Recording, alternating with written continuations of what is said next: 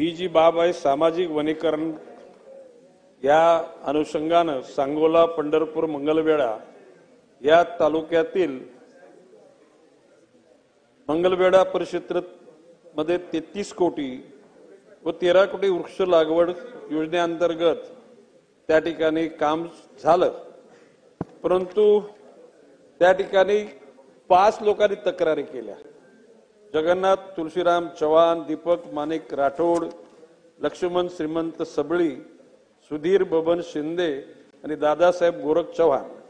त्या अनुषंगाने चौकशी केल्यानंतर त्यामध्ये किशोर सुभाष आयरे तत्कालीन वनक्षेत्रपाल यांच्यावर महाराष्ट्र नागरिक सेवा शिस्त व अपील नियम 1979 च्या नियम 8 अन्वये दोषारोप पत्र बजावण्यात आले व तसेच त्यांना 28/3/2022 शासन आदेशान्वये निलंबित करण्यात आले। आता उर्वरित एकूण 10 घटकांची त्याच्यामध्ये समावेश आहे।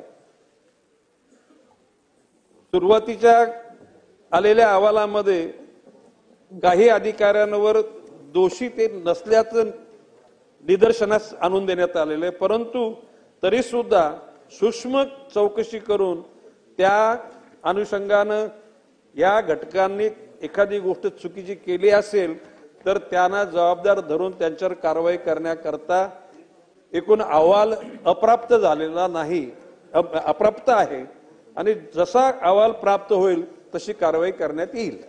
पेपरमध्ये प्रिंटेड आलेल्या आहे, सगळ्या अधिकाऱ्यांची नावे आहेत। त्या दरम्यान न्यायालयाने त्यांनी अटकपूर्व जामिनासाठी अर्ज केला, न्यायालयाने तो फेटाळला। याचा अर्थ कुठेतरी त्यामध्ये दखल घेण्याची गरज आहे।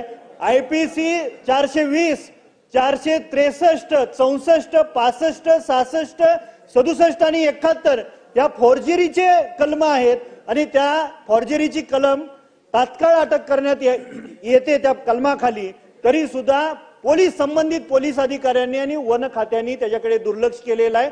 तर संबंधित अधिकाऱ्यांना आपल्या माध्यमातून खमकेबाज मंत्री महोदय आहेत, आम्हाला यांच्याकडून अपेक्षा आहे की शासनाचा 109 कोटीच्या रकमेचा अपहार झालेला आहे, तर हे अधिवेशन संपण्यापूर्वी आपण त्याची दखल घेऊन तात्काळ निलंबित करण्यात यावे। लेटेस्ट अपडेट्स और ताजा तरीन खबरों के लिए टीवी1 इंडिया लाइव को सब्सक्राइब कीजिए और नोटिफिकेशन पाने के लिए बेल आइकॉन को दबाना मत भूलिए।